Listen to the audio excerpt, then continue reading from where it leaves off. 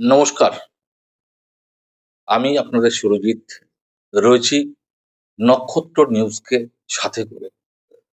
আজকে গুটি গুটি পায়ে চলতে চলতে একদম চলে এসেছি অনির্বাণ মেমোরিয়াল ট্রাস্টের চেয়ারম্যানের কাছে, যিনি এটির সৃষ্টিকর্তা।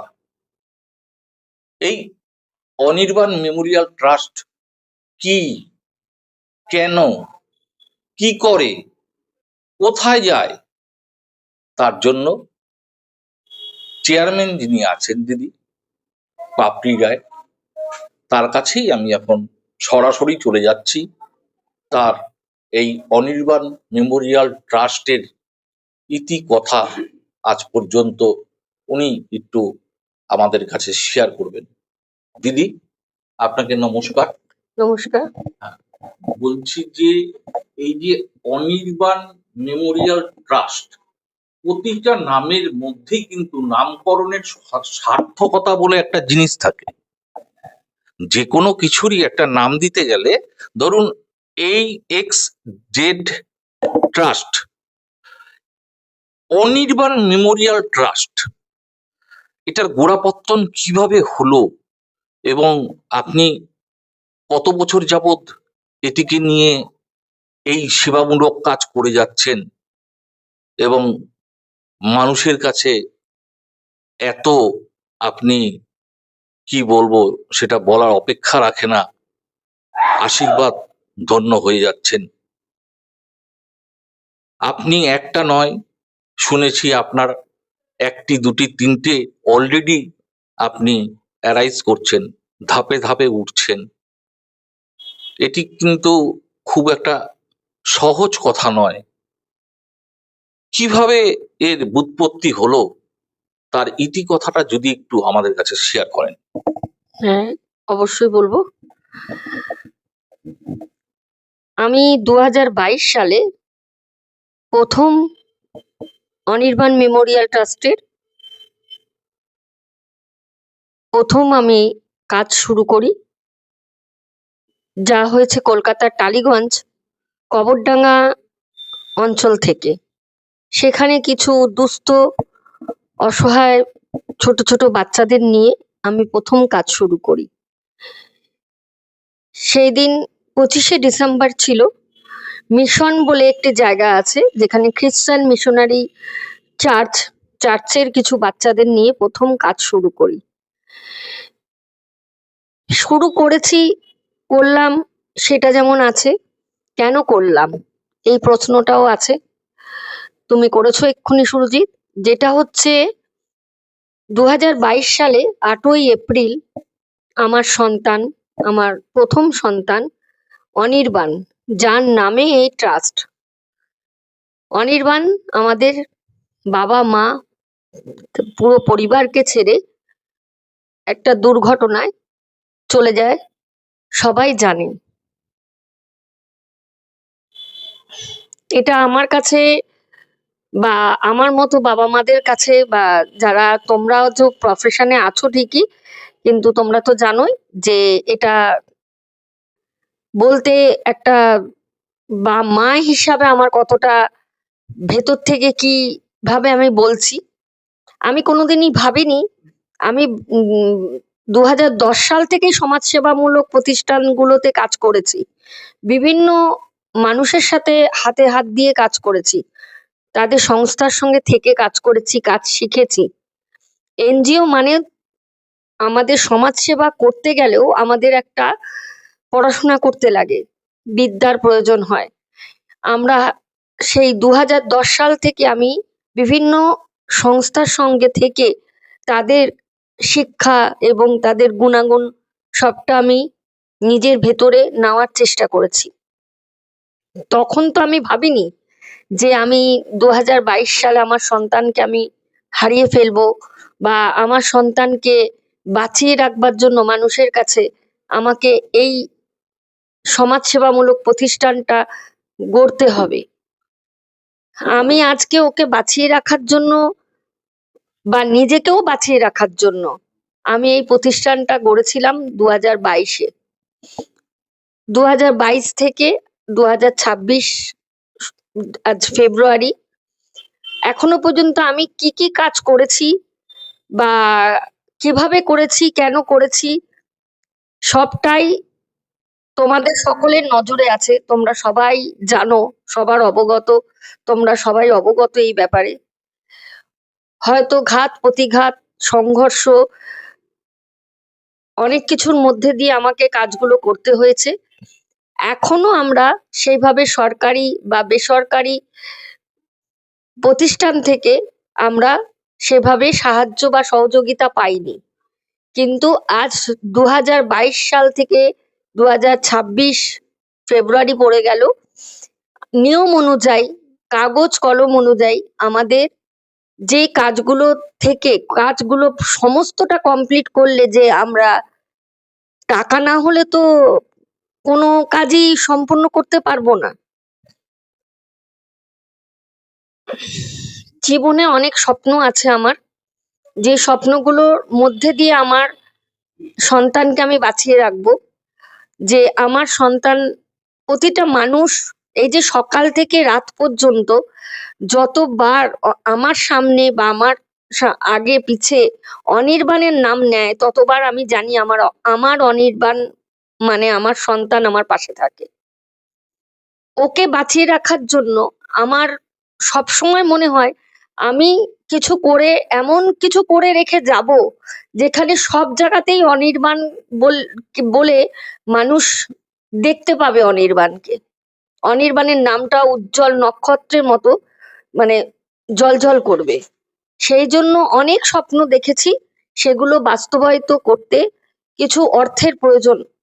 যে অর্থগুলো এখন হয়তো আমরা এত দিন কিভাবে কাজ করেছি সেগুলোও যেমন মানুষ জানে, অনেক কষ্ট করতে হয়েছে, সোশ্যাল মিডিয়ার প্ল্যাটফর্ম থেকে প্রচুর সাহায্য পেয়েছি, সেসব মানুষজনকে আমি মনে রেখেছি। যেই দিন প্রথম আমি কাজ শুরু করলাম 2022-এর, দুজন ব্যক্তির মধ্যে একজন ব্যক্তিকে সেই দিনই আমি দেখেছিলাম এবং কয়েকটা কাজ উনি আমার সঙ্গে করেছেন। যিনি খ্রিস্টান মিশনারি সোসাইটির একজন ব্যক্তি, তিনি হচ্ছেন মিস্টার দিলীপ গোমস। উনি সোশ্যাল মিডিয়ায় আছেন। উনি আমাকে প্রথম সাহায্য দিয়েছিলেন বলে আমি কাজটা করতে পেরেছি। সেই দিন আমার ট্রাস্টের উদ্বোধন দিন বলে আমরা ধার্য করি যে ওই দিন আমাদের ট্রাস্টের উদ্বোধন দিন 25শে ডিসেম্বর 2022।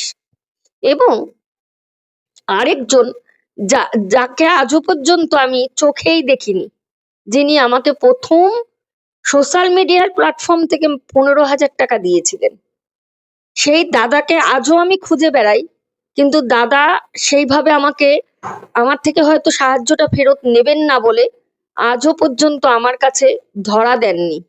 কেন, উনি এতটাই উদার মনের মানুষ যে সেদিন উনি বিনা কোনো কিছুর বিনিময়ে আমাকে টাকাটা দেননি। উনি আমার মতোই আমার সন্তানকে নিয়ে নিশ্চয়ই কিছু স্বপ্ন দেখেছিলেন, তাই উনি 15,000 টাকা, হয়তো উনি ভেবেছেন কোনোদিনই আমি নেব না বা পাবো না, বা আমার কোনো ওনার মানসিকতাই নেই, কিন্তু আমি দিতেও চেয়েছি এবং ওনাকে আমি মনেও রেখেছি। আমি যদি পৃথিবীতে কিছু কাজ করে রেখে দিয়ে যাই, তার মধ্যে একজন অংশীদার উনি থাকবেন। আমার জীবনে ওনার প্রথম সহযোগিতা এটা। দিদি, হুম। আপনার এই কথোপকথনের মধ্যে আমি একটু ছোট্ট বিঘ্ন ঘটিয়ে একটা কথা বলছি। ব্যাপারটা হচ্ছে, আপনি 15,000 টাকা পেয়েছেন হুম। এবং সোশ্যাল মিডিয়ার লোকরা আপনাকে সাপোর্ট করে, আপনি কাজ করছেন। কিন্তু আমি স্বচক্ষে আমি দেখেছি, আপনি একটি দিনও বাদ দেন না, দিন থেকে রাত অব্দি ছুটে যান খালি আর্তনাদ চাপা দেওয়ার জন্য। আমার বলতে এবং খুব কষ্ট হচ্ছে, একজন মা হিসাবে একটি ছেলে চলে যাওয়া, সেই মা পৃথিবীতে টিকে আছে, মানে এটা মানে বলা যায় ঘরে আগুন লেগে গেলে, কারো ঘরে যদি আগুন লাগে, তবেই কিন্তু সেই ব্যক্তি আগুনের লেলিহানের যে কি তীব্র কষ্ট সে সেটা অনুভব করতে পারে। আমরা মুখে বলি, শুনি, এতটুকুই। তবে এই যে আপনার মনের ভিতরে অনির্বাণ দাকে নিয়ে আপনি চলছেন, আপনার ভিতরে কিন্তু একটা স্ফুলিঙ্গ রয়েছে কিছু ছাই চাপা দিয়ে। দেখুন, এই 15,000 টাকা কিন্তু আপনি যেই রেঞ্জে কাজ করে আসছেন তাতে কিন্তু কুলোয় না। আমি কিন্তু নিজে ফলো করেছি, আপনি আপনার নিজের থেকে, নিজের পুঞ্জীভূত কিছু অর্থ থেকেও কিন্তু আপনি প্রচুর ব্যয় করেন। এই যে করে যাচ্ছেন, এটা কি, এটাতেই কি আপনি অনির্বাণের কিছুটা হলেও স্বাদ পাচ্ছেন? অবশ্যই। আমি কিছু আমার নিজের থেকে দেওয়া বা কেউ আমাকে দিয়ে দিয়েছে তার জন্য কি তার থেকে আমি কিছু করেছি, সেগুলো কোনো সংখ্যা বা পরিমাপ বলে আমার কাছে কিছু নেই। আমি জানি আমাকে সকালবেলা ঘুম থেকে উঠে যেমন বাঁচার জন্য জীবনে চলতে হবে, খেতে হবে, পড়তে হবে, তেমন আমি যে এনজিওটা করেছি, যে পরিবারটা, এনজিও পরিবারটা করেছি আমার ছেলেকে বাঁচিয়ে রাখার জন্য, প্রতিদিন প্রতিনিয়ত একটা পরিবারের সকাল থেকে রাত পর্যন্ত যা যা প্রয়োজন হয়, এরম আমার জীবনে এখন হাজারো পরিবার, সেখানে কিভাবে সরকার দেয়নি, আজও আমি সেই সরকার দেওয়ার মতো সেই জায়গায় এখনো সরকারের নজরে আসতে পারিনি, সেটা তো পরের কথা। কিন্তু আমার কাজটা তো থামিয়ে রাখলে চলবে না, আমাকে তো থেমে গেলে হবে না। থেমে যাওয়া, থেমে যাওয়ার মতো পরিস্থিতি আসা, সেই প্রতিকূলতাকে পাশ কাটিয়ে বা সরিয়ে দিয়ে, হাত দিয়ে সরিয়ে দিয়ে আমি এগিয়ে যেতে চেষ্টা করি, প্রতিদিন করি। আমার এই লড়াই প্রতিদিনের, করতে করতে আজকে এই অবধি এসেছি। ওপরে বাবা মার আশীর্বাদ, নিজ মানে আমাদের চারপাশ থেকে তোমাদের মতো শুভানুধ্যায়ী যারা আছে, বা আমার এনজিও বিভিন্ন সহকর্মীরা, এনজিও সহকর্মীরা যারা আছে, সবাই আমাকে আমার পাশে থেকে, কি শত্রু মিত্র বা কে আমার ফ্যান ফলোয়ার, এগুলো তো এইভাবে বোঝা যায় না। তবে আমি জানি আমার কর্মের প্রতিদান নিশ্চয়ই আমার পরের জেনারেশন যারা এনজিওটা চালাবে তারা পাবে। আজ আমি যা করে যাব, আগামী দিন আমার উত্তরসূরি যারা থাকবে, আমার এনজিওটা যারা চালাতে পারবে, তারা সেই কর্মের গুণে একটা দিন মূল্য পাবে। তা আমি সেই জন্য বলি, মূল্য বলে কোনো কথা নেই, আমার যা কিছুই আছে সবটাই আমার পরিবারের জন্য। আমার পরিবার তো একটাই, আমার এনজিও পরিবার বা আমার নিজের জীবনের, আমার সঙ্গে আমার স্বামী সন্তান এখনো যারা আছে তারা, এবং তোমরা সবাই বা পারিপার্শ্বিক পরিস্থিতি যারা যারা আছে তারা সবাই সে এক পরিবার। এই পরিবারটাকে আমার চালিয়ে নিয়ে যাওয়াটাই আমার উদ্দেশ্য, এবং আমি চাই এইভাবেই জীবনে চলবো। তারপরে যদি কেউ মনে করেন আমরা কাজ করছি বলে আমাদের অর্থ সাহায্য দিলে আমরা আরো অনেক বড় বড় কিছু করতে পারি, সেটা পেলে তো আমরা অবশ্যই করব। আমাদের অনেক বড় বড় মানে ইচ্ছা আছে, স্বপ্ন আছে, যেগুলো আমরা পূরণ করতে চলেছি এবং চাই করতে।